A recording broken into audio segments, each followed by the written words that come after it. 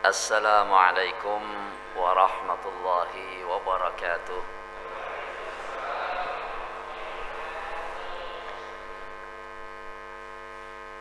Alhamdulillahi wasi'il fadlil karimil mannan, mudha'ifil hasanat lidhawil birri wal ihsan. Asyhadu an la ilaha illallah wa asyhadu anna Muhammadar Rasulullah, syahadatan nadkhiruha liyaumi liqa'ir rahman. Allahumma salli wa sallim wa barik ala nabiyyina wa habibina wa sayyidina Muhammad wa ala alihi wa ashabihi wa tabi'ina lahum bi ihsan.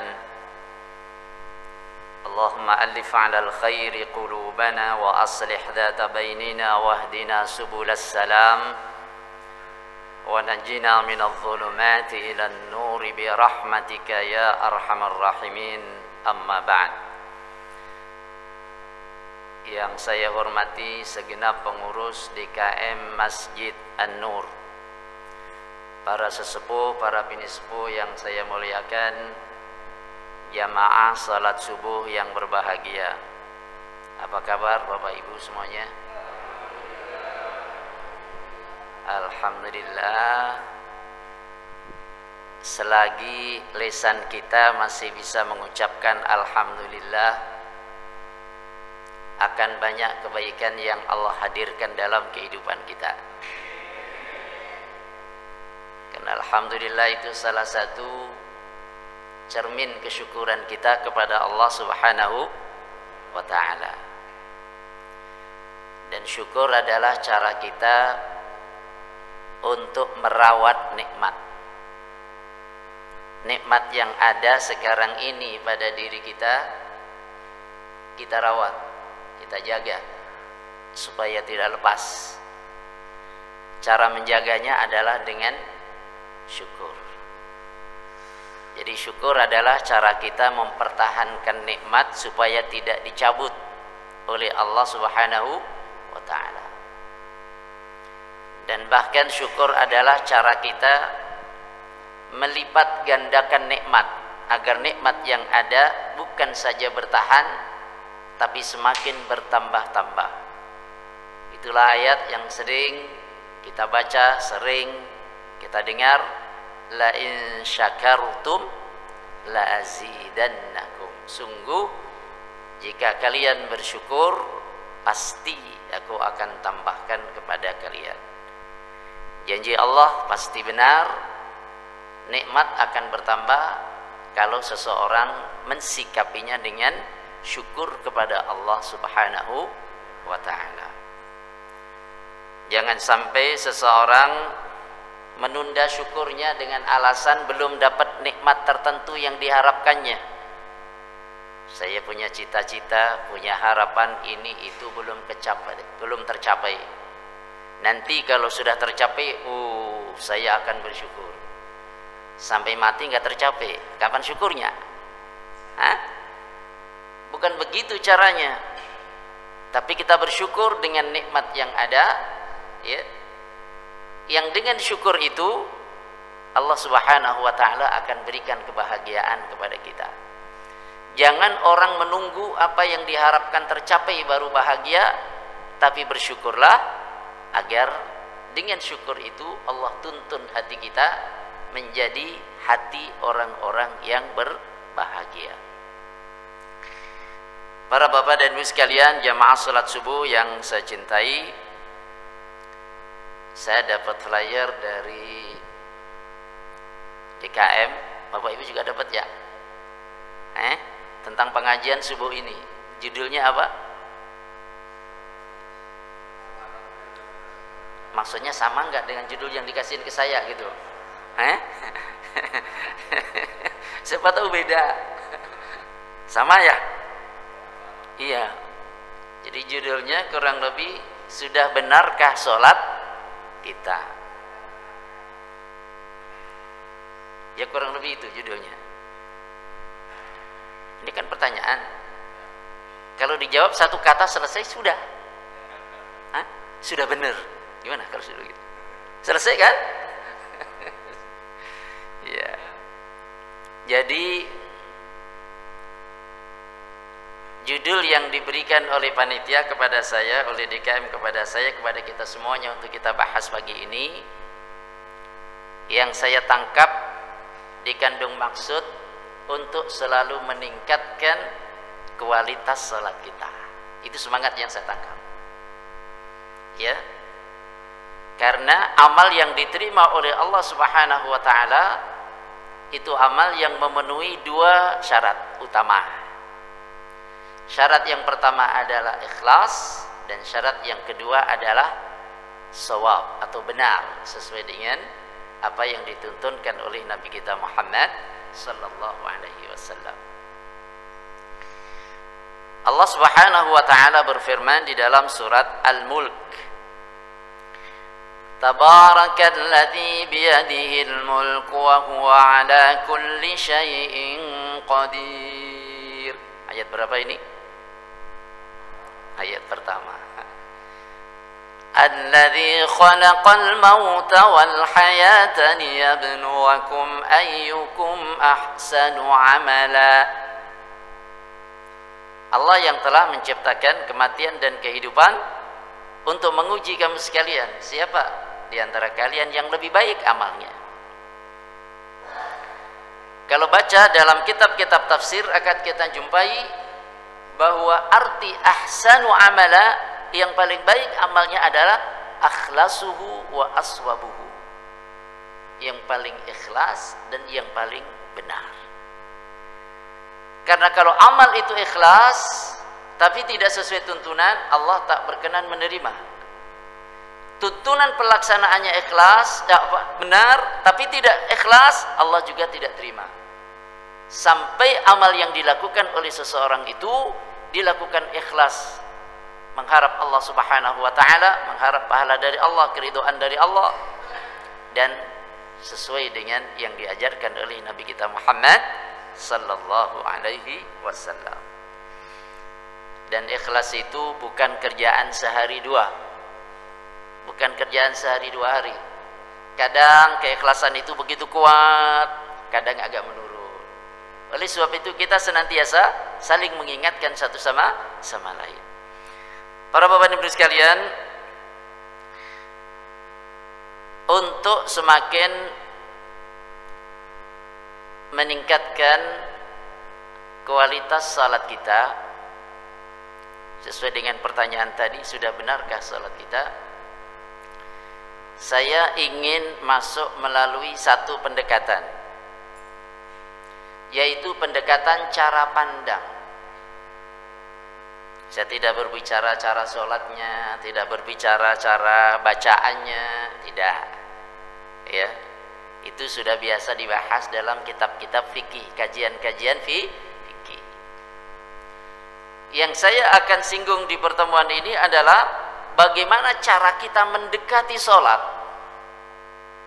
bagaimana cara pandang kita terhadap sholat. Sholat itu membuat kita enak atau membuat kita susah? Alhamdulillah.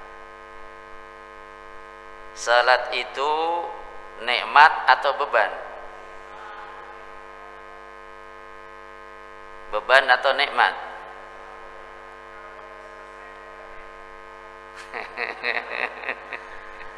Masya Allah. Iya.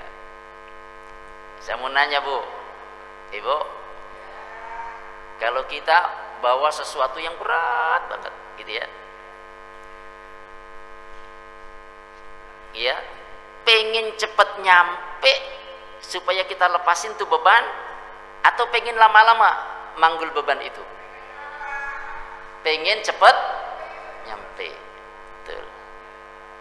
Bapak juga gitu, iya kan? Iya.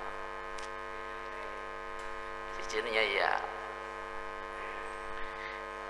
Ibu, mohon maaf dulu, waktu nganten baru pernah digendong nggak sama bapak?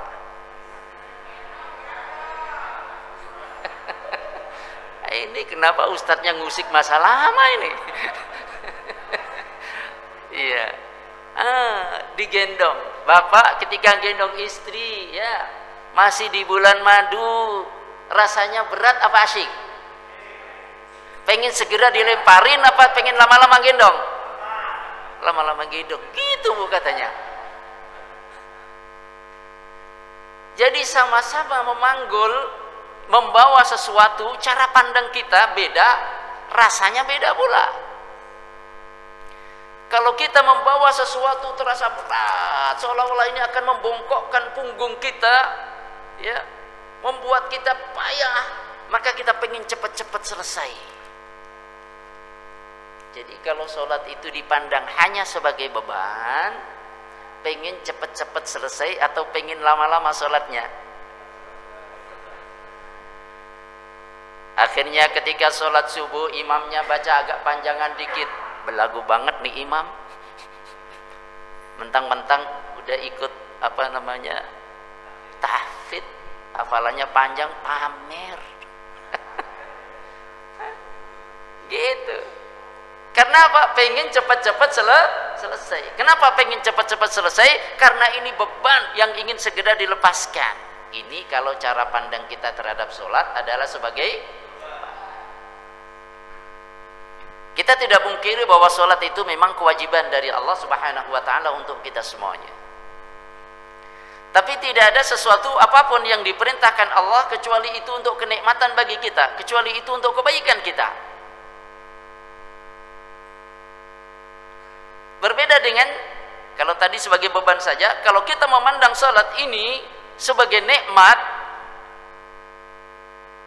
kayak tadi Bapak waktu gendong istri nganten baru, ingin berlama-lama, mau muter mana lagi? Beda dengan saya tadi, berangkat ke sini belum nyampe, itu beban, belum nyampe.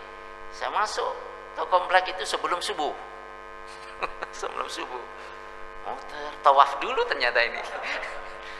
Jadi subhanallah. Untuk mendapatkan nikmat bisa sholat di Masjid An-Nur ini perlu tawaf dulu, kelilingi sampai sana, terus sampai Masjid Al-Jihad ke sana, tutup juga, balik lagi, tanya sama ibu-ibu, Bu, kalau An-Nur mana? Oh, balik sana Pak, ke Al-Jihad itu sana, terus. Alhamdulillah nyampe, gitu ya. Saya pikir kalau toh saya nggak nyampe, sudah saya kasih share lokasi live. Nanti juga dicari, saya gitu aja nggak nyampe. Ya. Jadi kita memandang salat ini adalah nikmat dari Allah Subhanahu wa ta'ala. Ya. Ini cara pandang penting yang perlu kita miliki semuanya. Salat ini nikmat dari Allah. Berbahagialah orang yang bisa menunaikan salat. Maka Rasulullah sallallahu alaihi wasallam bersabda kepada Bilal, siapa Bilal? Muadzin, ya, sahabat Nabi, tukang adzan di masa Nabi sallallahu alaihi wasallam. Dia seorang budak yang berkulit hitam dari Ethiopia, dari Habasyah, yang ketika dia masuk Islam disiksa, ya, digebukin tuh sama tuannya, sama tuannya. Abu Bakar As-Siddiq radhiyallahu anhu melihat, kemudian dibebaskan, ditebus oleh Abu Bakar As-Siddiq supaya dia merdeka.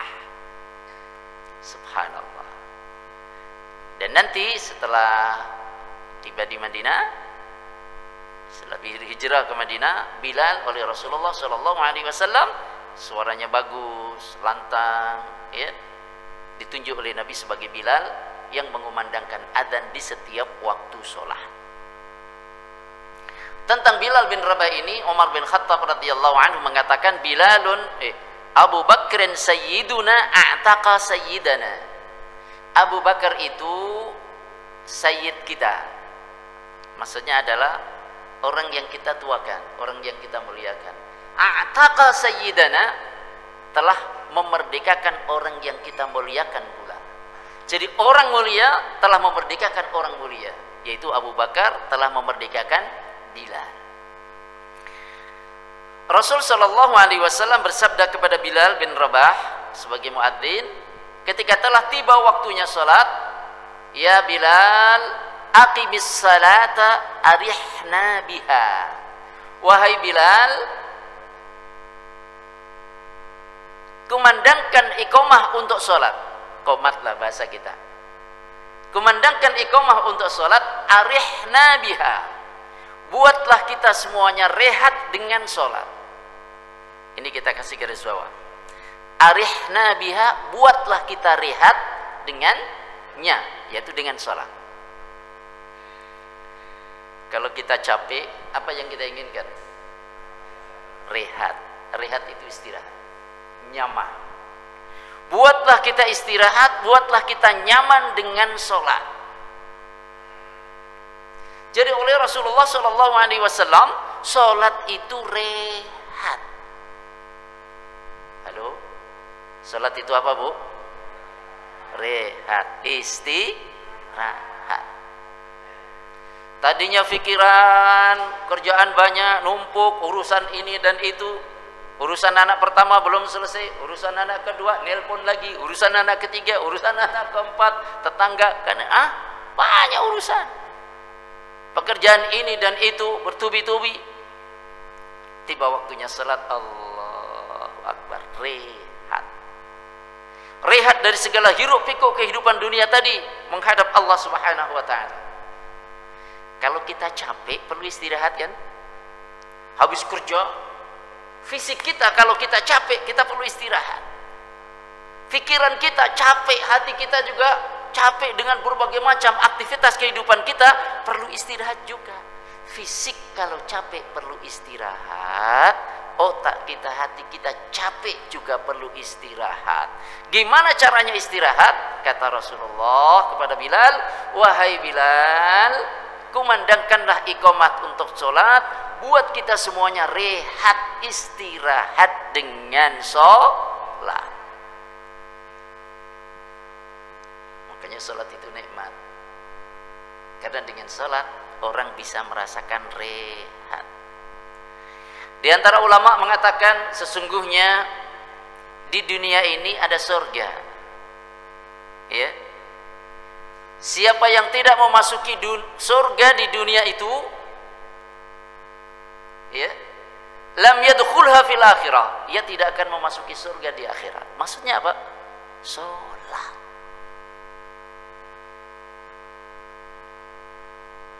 Mohon maaf, pernah dengar ada orang sholat sampai kakinya bengkak karena lama berdiri? Pernah dengar kan? Siapa? Nabi SAW. Ibu pernah dulu waktu kecil sekolah suruh berdiri sama gurunya? Pengen cepat duduk apa pengen lama-lama berdiri? Pengen cepat duduk. Jadi kalau sholat itu dipandang sebagai hukuman, ya awas, kalau kakinya yang satu diturunin nanti tambah lagi 1 jam lagi, kapan selesainya, kapan selesainya. Kalau dipandang sebagai hukuman berat. Tapi Nabi SAW menikmati sholat. Karena menikmati sholat, kaki sampai bengkak-bengkak, saking lamanya sholat berdiri nggak terasa kan gitu. Loh, kayaknya baru jam 9, taunya udah subuh, karena nganten baru. Nggak terasa ya? Nggak terasa. Kalau nikmat itu nggak terasa. Lagi bincang begini-gini, udah jam sekian, sebentar lagi subuh. Asyik. Nabi SAW merasakan asyiknya, nikmatnya sholat. Dalam hal ini adalah sholat malam, qiyamul lail. Karena sedang menikmati nikmatnya sholat, asyiknya sholat, sampai pernah kaki beliau bengkak tidak terasa.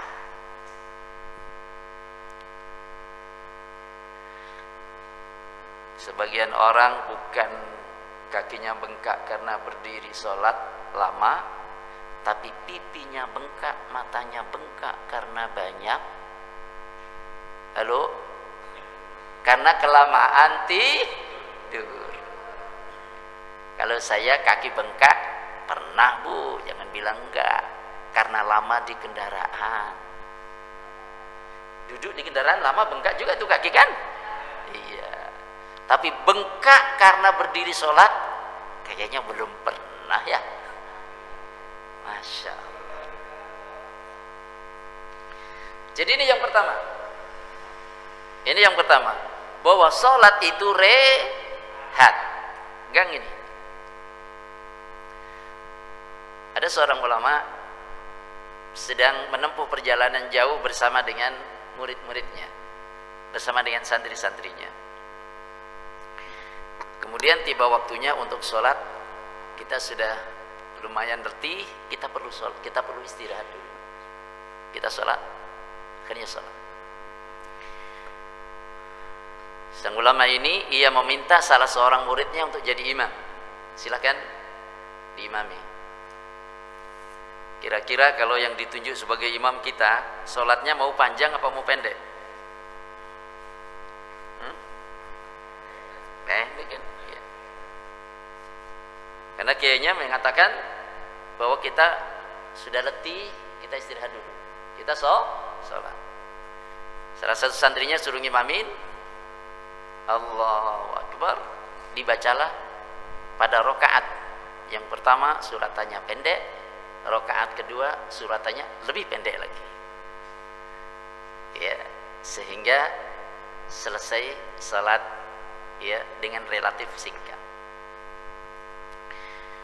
Selesai salat, wiridan, doa, kiainya nanya, "Kenapa bacaannya pendek?" Sang murid yang bertugas jadi imam jawab, "Tadi kan kiai, syekh mengatakan bahwa kita sedang capek, letih, perlu istirahat. Makanya saya tidak ingin berpanjang-panjang dalam bacaan sholat." Udah bener belum? Bener. Tapi ternyata kiainya ini, syekhnya ini punya cara pandang yang berbeda. Ia mengatakan, bukankah Rasulullah bersabda, "Aqimis shalah ya Bilal, arihna biha." Kumandangkan iqamah, wahai Bilal, untuk sholat, buatlah kita rehat dengan sholat, bukan rehat dari sholat. Rehat dengan sholat sama rehat dari sholat sama apa enggak? Beda. Kalau rehat dengan sholat berarti sholatnya itu sendiri jadi istirahat, jadi nyaman, jadi enak. Kalau rehat dari sholat berarti sholatnya cepat-cepat biar segera kita lepas dari sholat, rehat dari sholat. Rasul bersabdanya rehat dari sholat atau rehat dengan sholat? Dengan sholat. Subhanallah, itu faedah. Faedah. Maka diingat benar tuh sama si santri. Iya. Masya Allah. Ini yang pertama, sholat itu rehat. Yang kedua, sholat itu mandi rohani. Mandi rohani. Kalau seharian nggak mandi enak nggak badan kita? Nggak enak. Seminggu nggak mandi, tambah nggak karuan deh. Sebulan nggak mandi, bisa ranjang dah. Bisa ranjang, kuat baunya.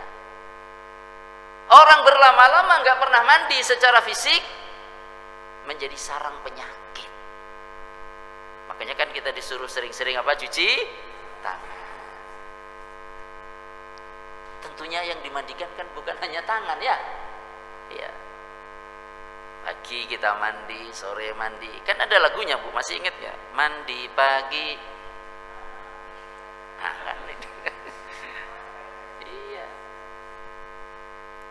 Jadi mandi itu asyik. Coba tuh anak kecil itu modalnya gampang sebenarnya nyenengin anak itu. Kasih air aja suruh mainan, kasih pasir suruh mainan. Iya gak? Asyik itu mandi. Iya. Jadi sebagaimana kalau orang tidak mandi badannya kotor, semakin lama dia tidak membersihkan badannya, semakin badannya itu berpotensi menjadi sarang berbagai macam penyakit. Maka supaya bersih perlu mandi. Demikian pula dengan hati kita. Hati kita ini kalau kita tidak mandiin, rohani kita kalau kita tidak mandikan, maka rohani kita jadi kotor. Kalau orang hatinya kotor, rohaninya kotor, yang dipikirkan apa kira-kira? Kotor pula.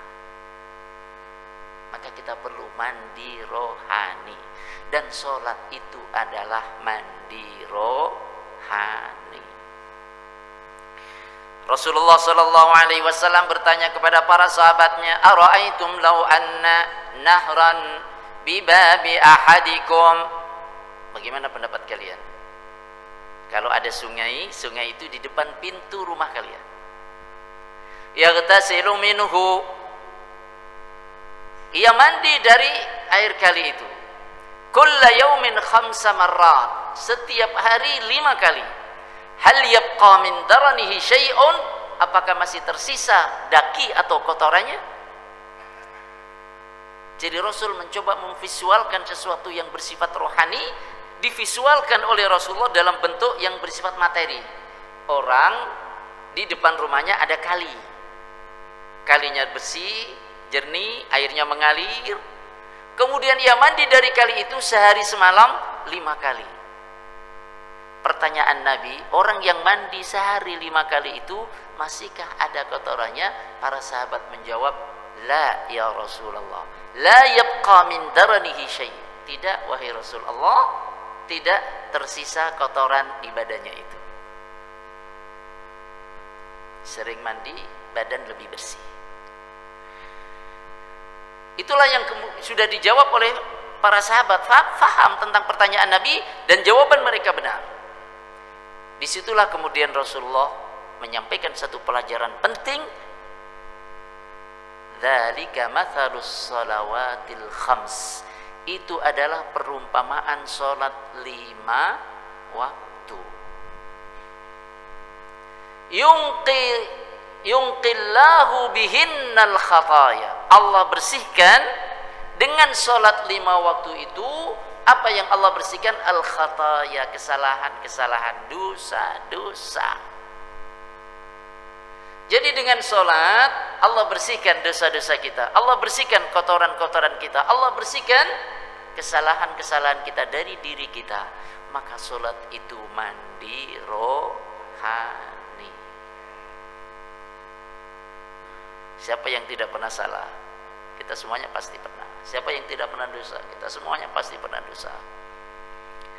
Maka setiap hari kita terus mandi, bersihkan diri, bersihkan jiwa dengan sholat. Jadi ini yang kedua. Yang pertama apa tadi? Sholat itu rehat. Yang dengan rehat itu seseorang mendapatkan semangatnya kembali, vitalitasnya kembali setelah rehat. Dan yang kedua, sholat itu mandi rohani. Dengan mandi rohani, maka jiwa menjadi nyaman. Yang ketiga, sholat itu penyejuk mata. Kalau orang matanya tidak disejukkan dengan sholat, saya tidak tahu lalu dengan apa ia akan sejuk. Makanya di antara doa kita, Rabbana hab lana min azwajina wa dzurriyyatina qurrata a'yun, ya kan? Wahai Tuhan kami, anugerahkanlah kepada kami dari pasangan suami atau istri dan dari anak cucu keturunan kami, berikanlah kepada kami dari mereka itu qurrata a'yun, penyejuk mata. Penyejuk mata. Penyejuk mata itu artinya membahagiakan. Kalau kita melihat anak lucu, pinter, saleh, ngelihatnya seneng nggak? Seneng. Imut. Maka dididik yang baik. Jangan sampai nanti kalau gede jadi amit. Jangan sampai. qurrata a'yun, penyejuk mata, pembahagia jiwa. Itu sholat. Maka Rasulullah Shallallahu Alaihi Wasallam bersabda, waju'ilat qurratu aini fis salah, waju'ilat, dan telah dijadikan qurratu aini, kesejukan mataku, fis salat, di dalam salat. Rasul terasa sejuk, Rasul merasakan kesejukan, merasakan kebahagiaan dengan sholat. Yang ketiga, pertama apa tadi? Sholat itu kok diulang-ulang? Ya nggak usah banyak-banyak, ya nggak usah banyak-banyak, tapi nempel gitu ya. Rehat, kita ingin rehat, ayo sholat. Sholat itu mandi rohani, kita ingin bersih rohani kita, ayo sholat. Gimana bersih rohani Ustaz? Ini kadang-kadang pulang dari masjid malah rasanya gimana begitu. Emang kenapa gimana? Nah gimana ini sebelah saya sholatnya tangannya kayak gini-gini. Oh, bukannya kan? Yang sebelah sininya apalagi mamanya. Kalau sujud dia tangannya dulu. Yang ini lututnya dulu. Pusing Ustaz saya.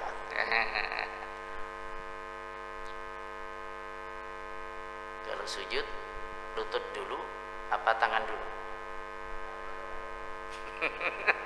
Aman, cari aman aja nih ibu nih ya. Iya. Yang penting jangan kepala lebih dulu. Iya. Jangan sampai kepala dulu, jangan. Bener dia jangan ini. Sami Allahu liman hamidah. Tangannya nggak nyentuh dulu, kakinya lututnya nggak nyentuh dulu. Yang nyentuh dulu apa? Palanya. Bocor deh. Adapun ada beda pendapat, ya, jangankan pendapat, pendapatan juga beda nggak? Beda pendapatan, ya. Pendapat juga bisa berbeda. Kita saling menenggak. Yang penting jangan membesar-besarkan perbedaan. Sebenarnya beda pendapat itu nggak masalah. Yang masalah itu nggak hadirnya akhlak dalam beda pendapat. Itu yang jadi masalah. Imam Syafi'i itu muridnya siapa?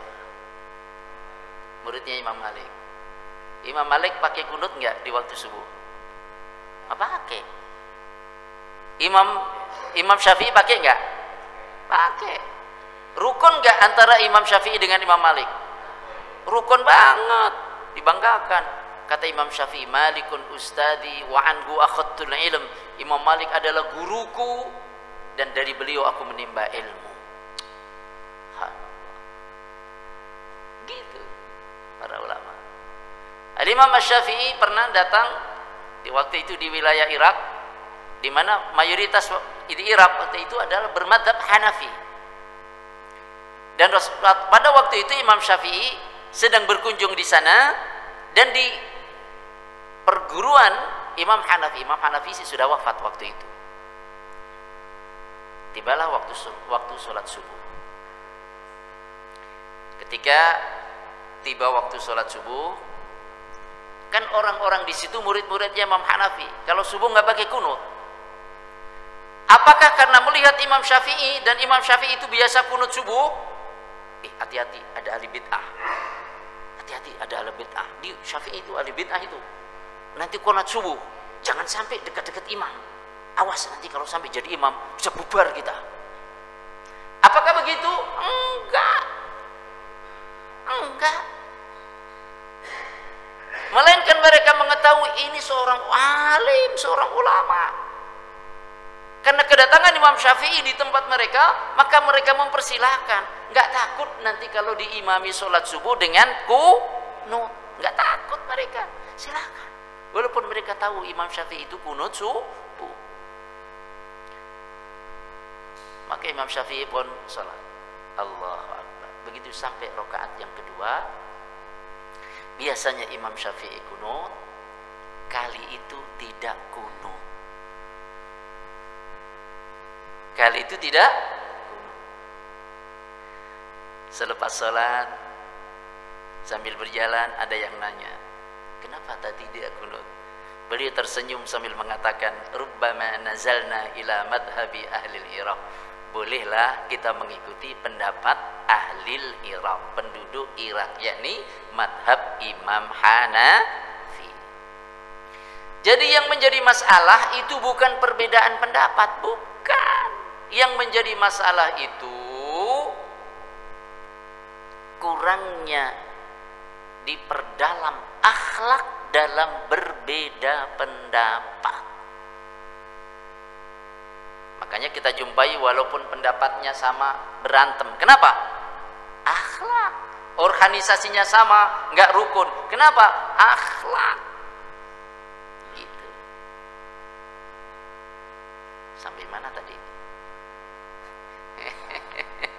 Salat itu rehat. Yang kedua, salat itu mandi rohani. Yang ketiga, salat itu penyejuk mata. Yang keempat,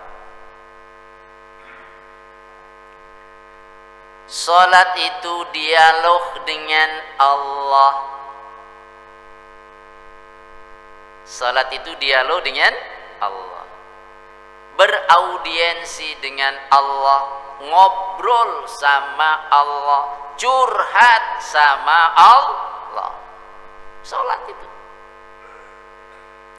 Apa dalilnya?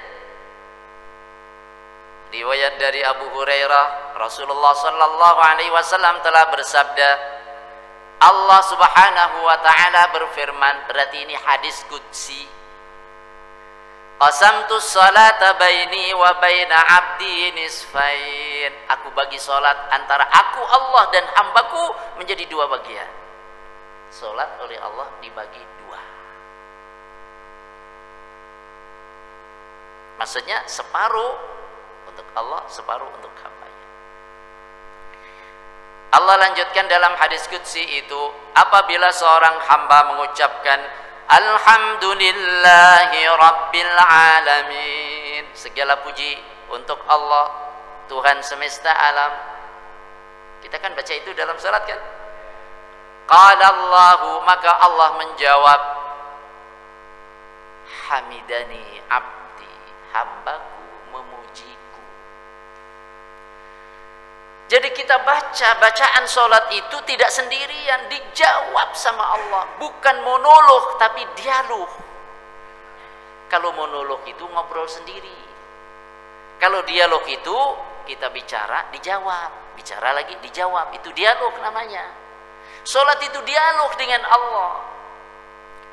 Ketika kita membaca alhamdulillahi rabbil alamin, Allah jawab, hambaku memujiku. Karena isi alhamdulillah adalah pujian. Kemudian kita lanjutkan.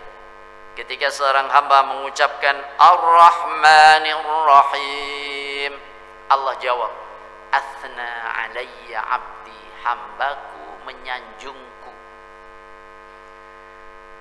Ketika orang yang sholat melanjutkan bacaan Maliki Yaumiddin, Allah adalah penguasa di hari pembalasan, di akhirat nanti. Allah jawab, Majjadani abdi, hambaku mengagungkanku. Dialog dengan Allah. Kita baca, Allah jawab. Kita baca, lanjutkan, Allah jawab lagi. Kita lanjutkan, Allah jawab. Kira-kira kalau orang sedang menunaikan sholat, menyadari suasana ini, sholatnya kira-kira pengen cepat-cepat atau pengen yang nyaman? Kan enggak begitu.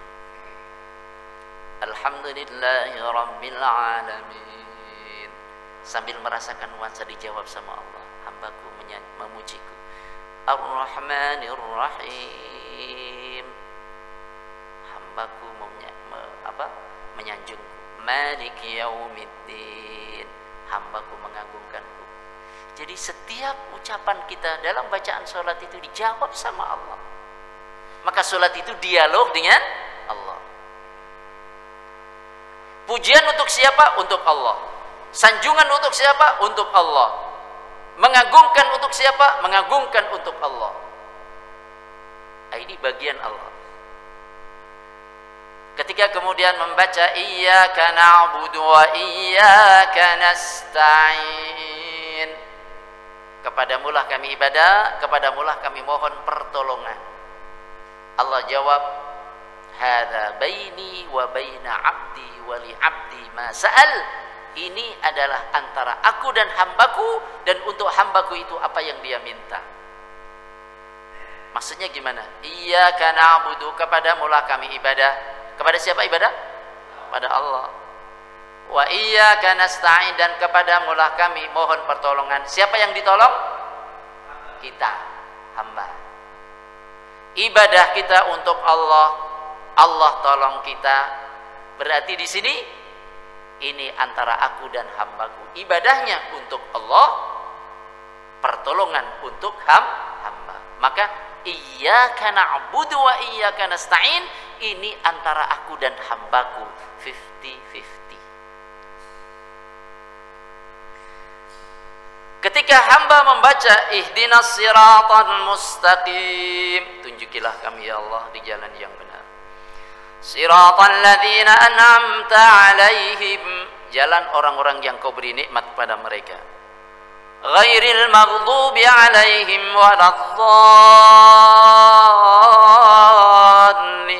bukan jalan orang yang dimurkai dan bukan pula jalan orang yang Ketika seorang hamba dalam salat membaca ini, maka Allah jawab, hadza li 'abdi wa li 'abdi ma sa'al, ini untuk hambaku dan untuk hambaku itu apa yang dia minta. Jadi ada ayat-ayat yang tadi dalam salat, dalam Fatihah untuk Allah, ada ayat antara hamba dengan Allah, ada ayat-ayat yang terakhir itu untuk hambaku kata Allah, dan untuk hambaku itu apa yang ia minta. Itulah cara kita mendekati sholat. Itulah cara pandang kita terhadap sholat. Sholat itu dialog dengan Allah subhanahu wa ta'ala. Sudah habis ya waktunya ya? Sudah syuruk belum ini? Syuruk jam berapa? Iya, di apa namanya, di tabel di jam itu ya, itu ada yang tulung, ada yang syuruk. Kalau di sini tulung apa syuruk? Syuruk. Apa bedanya syuruk sama tulung? Tulung itu dari kata tola'a. Tola'a muncul, terbit. Tulung itu artinya terbit. Saat terbit matahari tidak boleh sholat, haram. Saat tenggelam matahari juga tidak boleh sholat. Tunggu dulu sampai tenggelam baru nanti sholat maghrib. Saat terbit nggak boleh kita sholat, tunggu dulu nanti sampai terbit.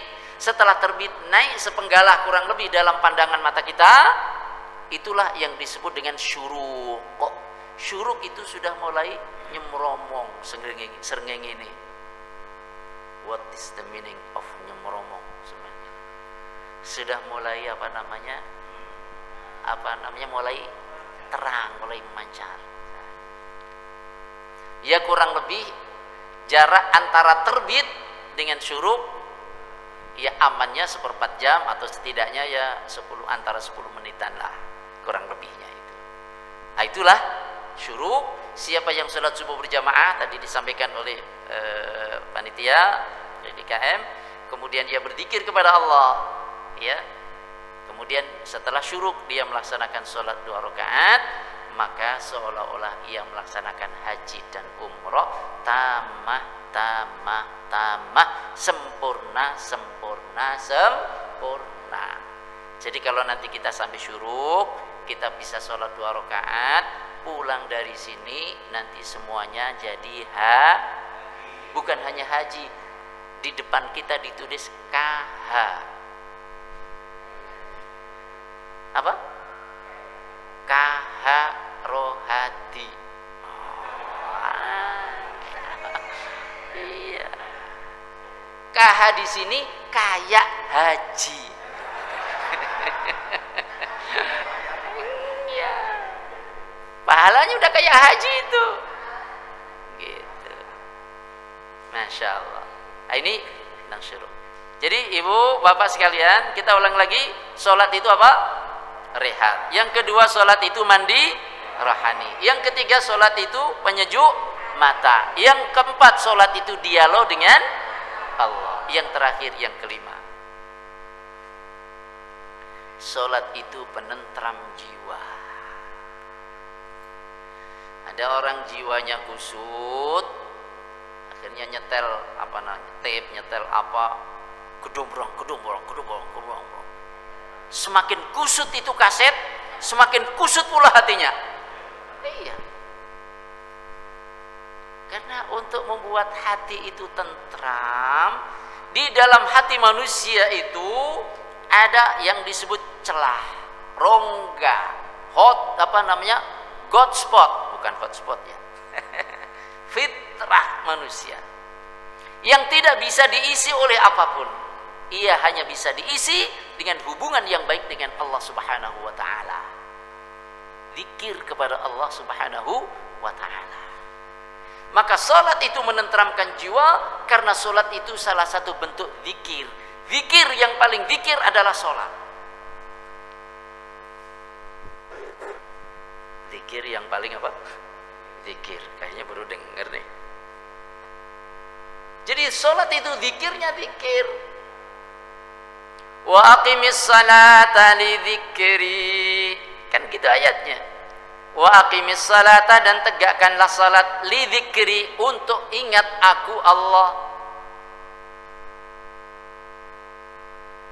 Dan orang ketika ingat kepada Allah, berzikir kepada Allah, di antara hikmahnya adalah agar orang senantiasa connect dengan Allah.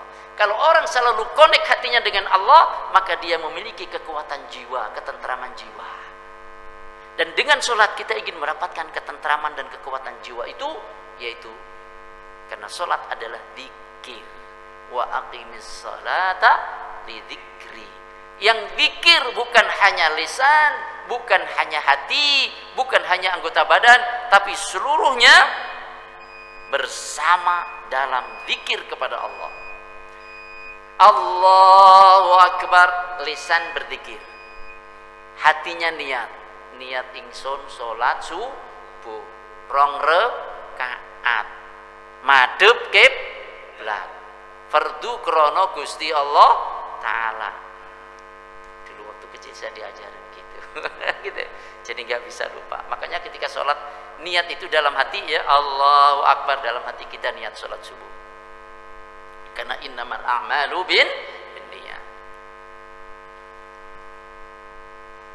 Jadi salat itu zikir, dan zikir itu menenteramkan hati. Ala bi dzikrillahi tatma'innul qulub. Ingatlah bahwa dengan berzikir kepada Allah, hati menjadi tentram. Hati kurang tentram, tandanya kurang zikir. Maka sholat penentram jiwa, karena sholat adalah zikir, dan zikir yang paling pokok kepada Allah adalah sholat. Tampaknya sudah syuruk ya. Semoga bermanfaat ya. Mohon maaf atas segala khilaf ya. Masya Allah, semoga sholat kita senantiasa dari waktu ke waktu semakin meningkat, semakin khusyuk. Insya Allah, kalau kita menikmati sholat, semoga dengan begitu sholat kita menjadi khusyuk. Mungkinkah orang khusyuk sholatnya kalau tidak menikmati? Kayaknya jauh. Maka yang terpenting adalah bagaimana? Pertama, cara pandang kita terhadap sholat, cara kita mendekati sholat, agar kita bisa menikmatinya.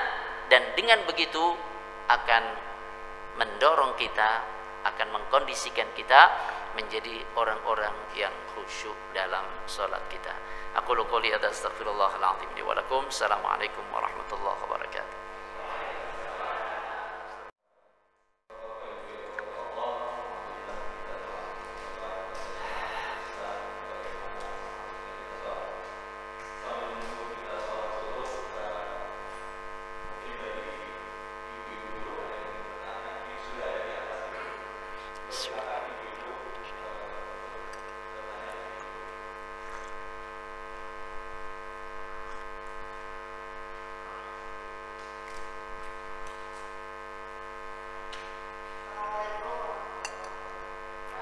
Waalaikumsalam warahmatullahi wabarakatuh.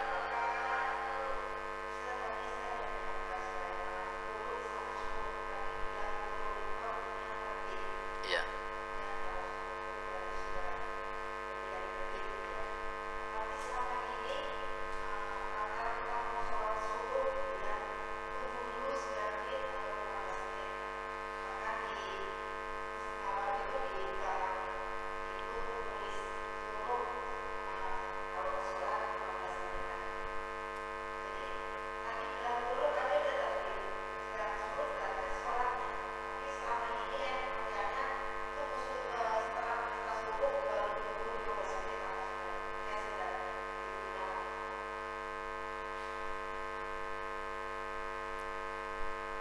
Ya, jelas pertanyaannya. Jadi saya coba ulang dulu. Kalau saya salah menangkap tolong nanti dikoreksi. Jadi tulu artinya apa tadi? Terbit. Saat terbit boleh nggak sholat? Ah, itu yang penting itu. Pokok pegang ini. Kapan mulai boleh sholat? Setelah syuruk. Kapan syuruknya? Syuruk itu ya kurang lebih 1/4 jam, itu lebih aman. Ya paling tidak 10 menit lah kurang lebih. Jadi kalau terbit umpamanya terbitnya itu jam 6 umpama ya contoh. Maka tambahlah 10 menit, berarti 6 lewat 10 atau 6 lewat 15 menit, lebih aman. Nah, ketika jarum jam menunjukkan 6 lewat 15 menit, itulah mulai waktu sholat syuruk. Maksudnya begitu.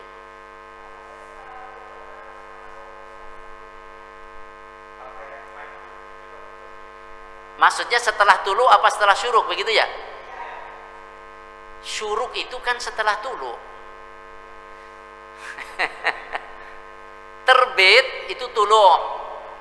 Sholatnya setelah syuruk atau setelah tulu? Ya dua-duanya.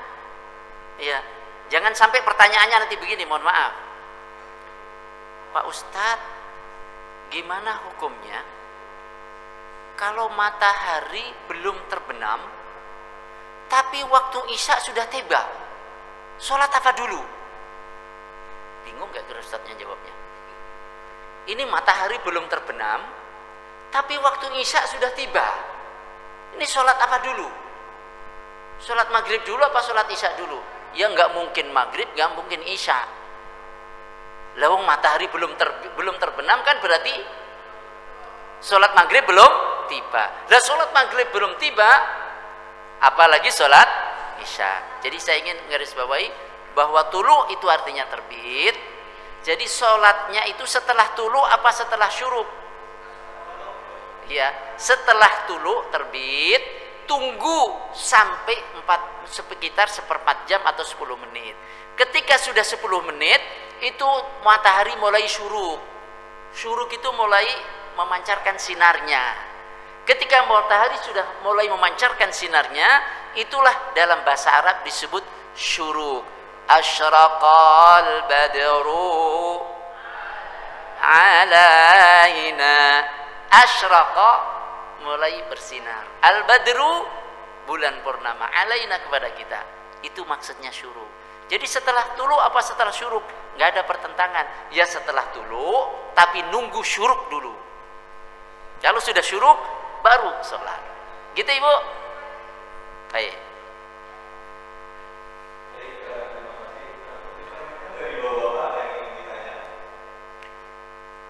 Ada belakang, silakan.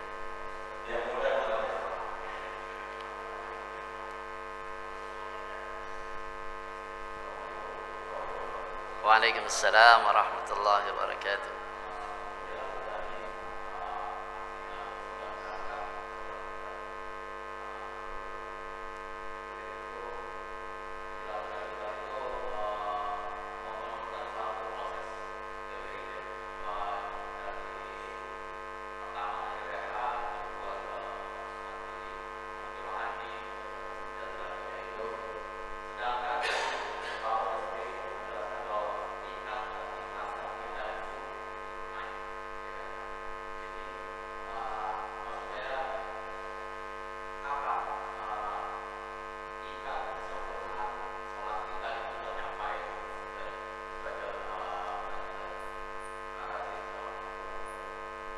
Waalaikumsalam warahmatullahi wabarakatuh.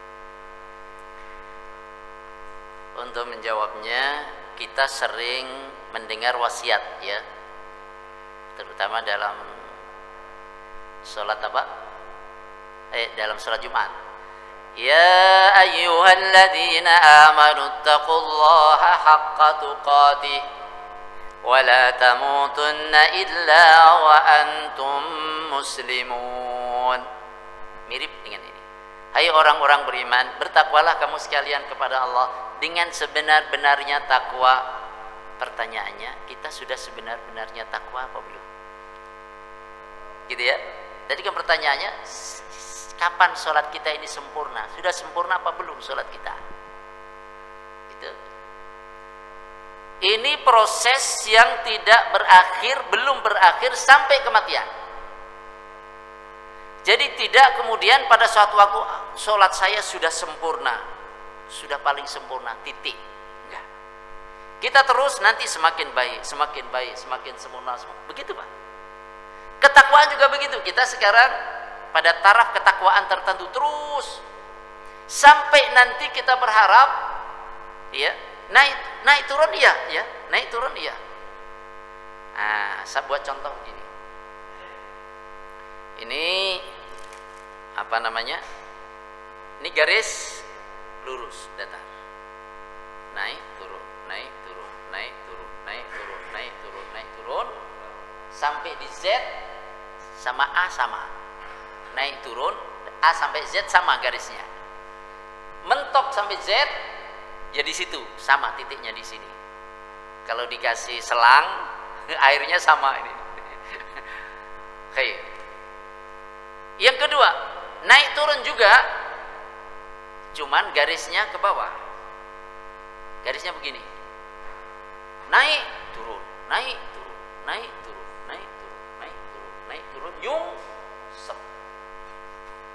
Ada yang begitu, ya. Kemudian garis yang ketiga begini. Nah, gini garisnya.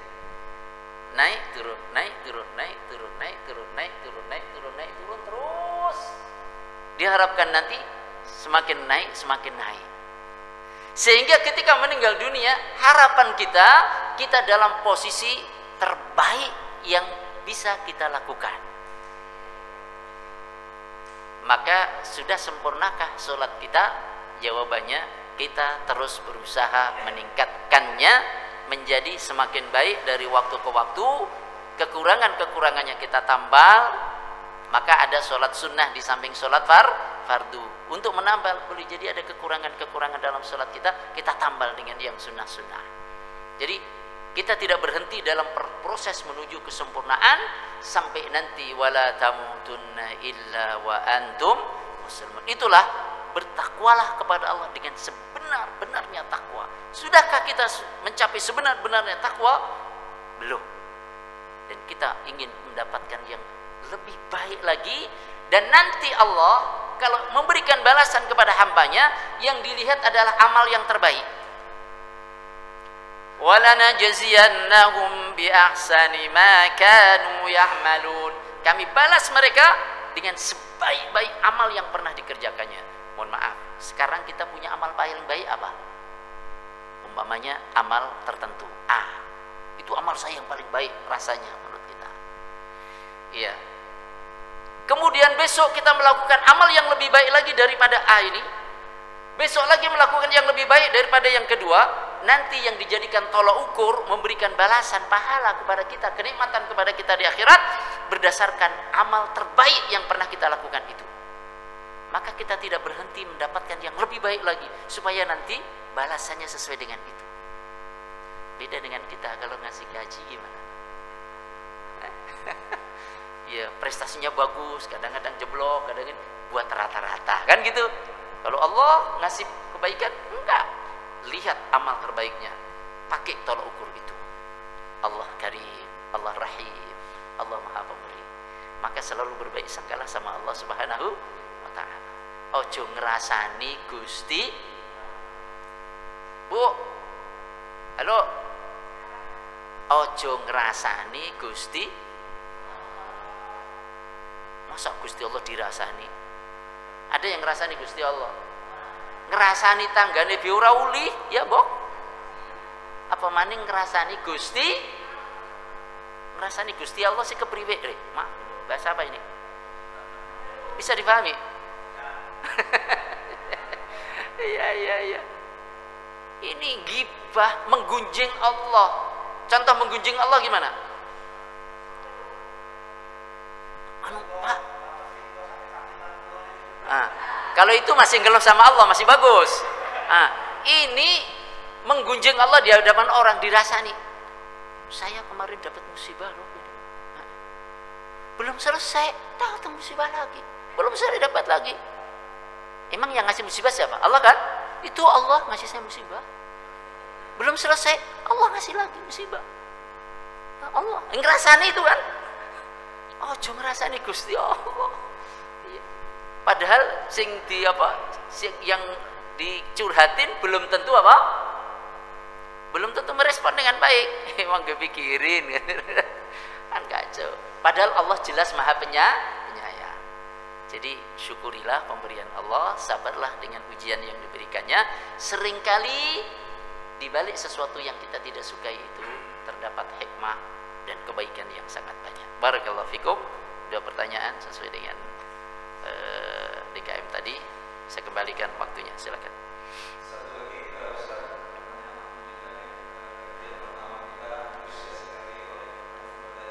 Silakan.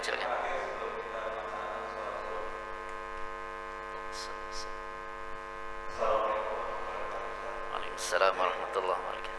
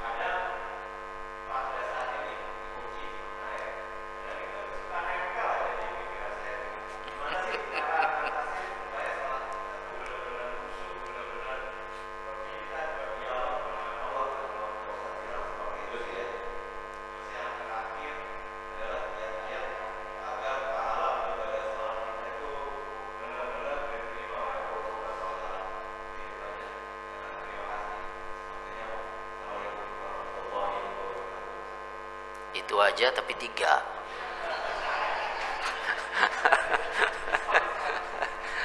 Khair.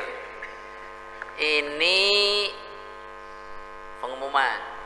Siapa yang punya hafalan banyak, ya, kalau ngimamin orang banyak, heterogen, apalagi di tempat kerja, jangan panjang-panjang.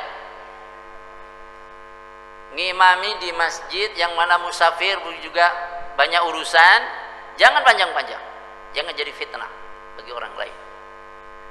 Ya, Rasulullah Shallallahu Alaihi Wasallam pernah mengingatkan Mu'adz bin Jabal. Mu'adz bin Jabal itu sholat isya bareng Nabi di Masjid Nabawi.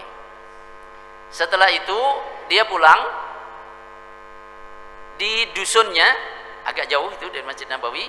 Orang-orang nunggu sholat isya. Di sana ada masjid juga, gitu ya, tempat mereka pada sholat. Kemudian yang ngimamin sholat, berarti sholat isya 2 kali. Ini Mu'adz bin Jabal. Suatu ketika Mu'adz bin Jabal diadukan kepada Rasulullah Shallallahu Alaihi Wasallam karena sholatnya panjang. Maka Rasul menegur Mu'adz bin Jabal, kalau engkau menjadi imam, bacalah ya seperti Sabbihis wassamai wattariq asyams. Artinya jangan panjang-panjang. Ini adab imam. Imam itu ada adabnya. Ada adabnya. Kalau mengimami orang lain, fal yukhaffif, ringankanlah. Fa inna fihim al-kabir wad-dha'if wadal hajah, kata Rasulullah. Karena di tengah mereka para makmum itu ada orang yang sudah renta. Ya. Ada orang yang kurang sehat, boleh jadi, dan ada orang yang punya hajat, maka bijaksanalah. Gitu. Ini yang pertama. Adapun di jamaah yang sudah khusus, mohon maaf seperti saya di pesantren. Saya di pesantren ini jamaahnya santri-santri aja. Sama jamaah yang memang ya keluarga yang memang sudah siap mengkondisikan dengan itu. Jamaahnya terbatas. Ya biasa, santri baca 1 halaman rakaat pertama, nanti rakaat kedua 1 halaman lagi, sambil menguatkan hafalan. Gak ada masalah. Gitu. Jadi bijaksana itu meletakkan sesuatu, melakukan sesuatu yang tepat dengan cara yang tepat pada saat yang tepat. Nabi sholat malam, kalau Rasul menjadi imam, tidak membaca bacaan sampai kemudian kakinya menjadi bengkak, tidak. Ini yang pertama. Yang kedua apa tadi?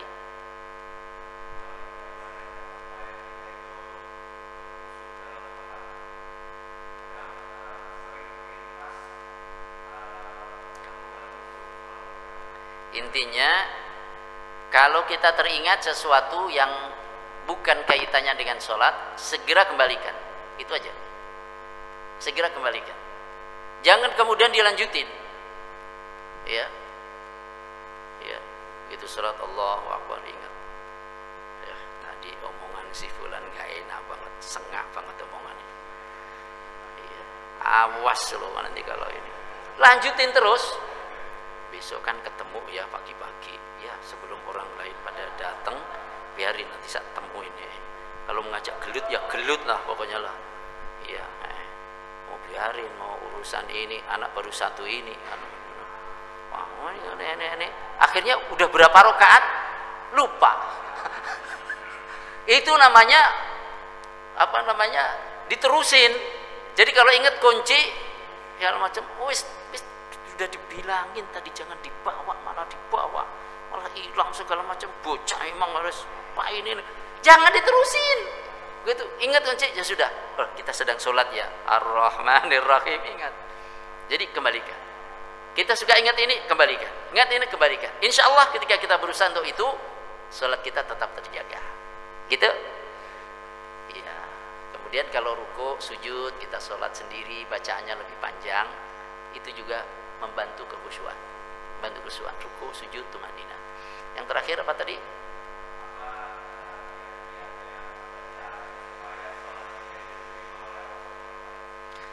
Ya, itu tadi ikhlas.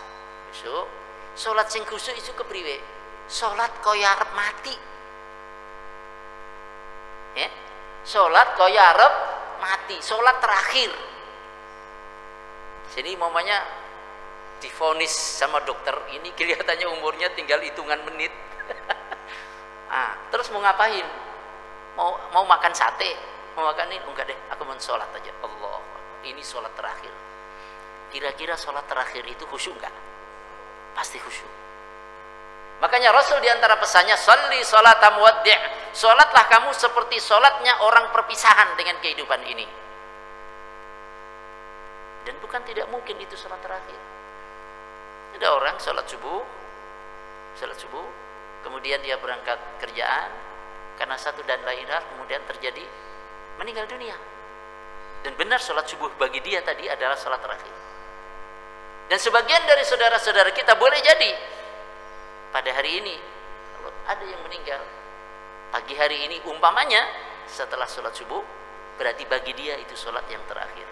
Jadi sangat mungkin suatu ketika kita menunaikan sholat itu adalah sholat terakhir kita. Ini salah satu cara untuk sholat agar khusyuk. Siapa tahu ini sholat yang terakhir, maka sekhusyuk mungkin. Sebagai penutup, ada seorang ustadz dari Sumatera pernah cerita ke saya, sholat yang paling khusyuk itu sholat zaman saya waktu itu ada serangan Belanda. Ya, jadi Belanda nyerang. Kami waktu itu sedang di surau, di musola surau jam itu. Surau. Orang-orang tahu kalau Belanda datang itu, maka kemudian mereka menyembunyikan diri, mencari posisi. Sedangkan saya terlambat tahu. Ada apa? Saya enggak ini. Karena saya terlambat tahu kalau saya keluar juga dari surau, wah udah malah langsung ketahuan, orang sudah di depan mata, udah mendingan saya sholat aja. Akhirnya sholat. Allah, kalau toh saya ditembak mati, ya mati dalam keadaan sholat, khusyuk banget tuh sholatnya. Ternyata nggak jadi mati. belum jadi mati, ya belum jadi mati, maka dia bisa cerita. Nah, beliau cerita, saya belum pernah sholat sekhusyuk itu, katanya. Belum pernah sholat sekhusyuk itu sholat saya yang paling khusyuk, karena merasa bahwa itu adalah sholat, boleh jadi sholat yang terakhirnya. Itu resep diantara yang pernah diberikan Rasul Sallallahu Alaihi Wasallam. Mohon maaf segala khilaf, saya kembalikan. Assalamualaikum warahmatullahi wabarakatuh.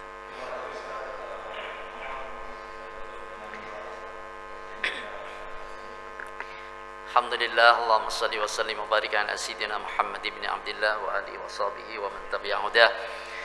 Allahumma ighfir lana wa liwalidina warhamhum kama rabbawna shighara wa limashayikhina wa li ikhwanina wa li ashabil huquqil wajibati alaina wa li jami'il muslimina wal muslimat wal mu'minina wal mu'minat al ahya'i minhum wal amwat. Allahumma la tada' lana dhanban illa ghafartah wa la hamman illa farajtah wa la daynan illa qadaitah wa la maridan illa syafaitah ولا مبتلا إلا عافيته ولا حاجة من حوائج الدنيا والآخرة لنا فيها صلاح ولك فيها رضا إلا قضيتها يا أرحم الراحمين. ربنا آتنا في الدنيا حسنة وفي الآخرة حسنة وقنا عذاب النار. صلى الله على سيدنا محمد وآله الأطهار والحمد لله رب العالمين.